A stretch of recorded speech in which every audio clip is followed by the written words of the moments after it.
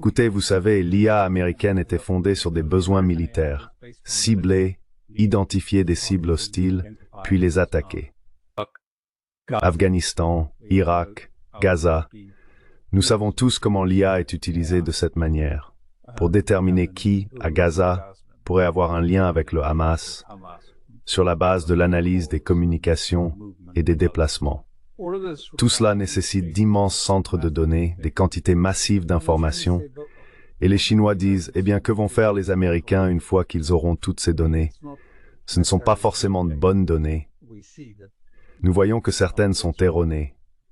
Mais qu'allez-vous en faire une fois que vous les aurez?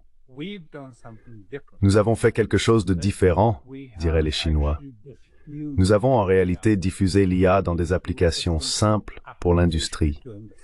C'est en un sens une forme d'automatisation et de robotique. Et cela a tout transformé.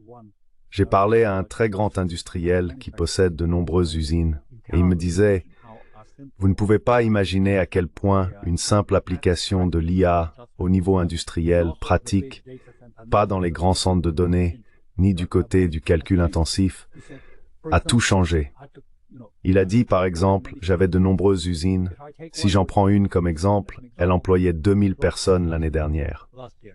Elle en emploie 200 cette année.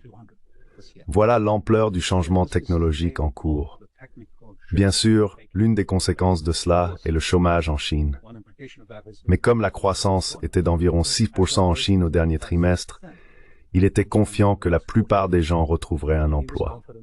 Mais je veux dire, le vrai choc, c'est quand il a dit que vous savez ce que cela a fait pour la Chine, c'est que nous avons en réalité une déflation des prix, parce que nos industries sont désormais bien plus efficaces et compétitives.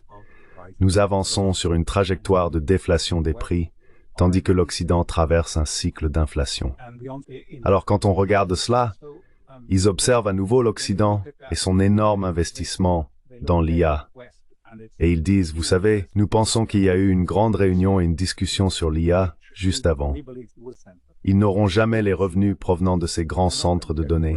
Cela se voit, évidemment. Ils n'obtiendront pas les recettes nécessaires pour justifier cette dépense.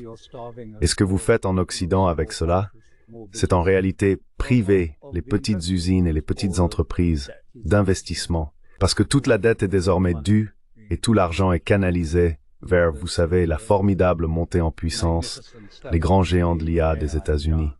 Mais vous n'avez pas de bouton.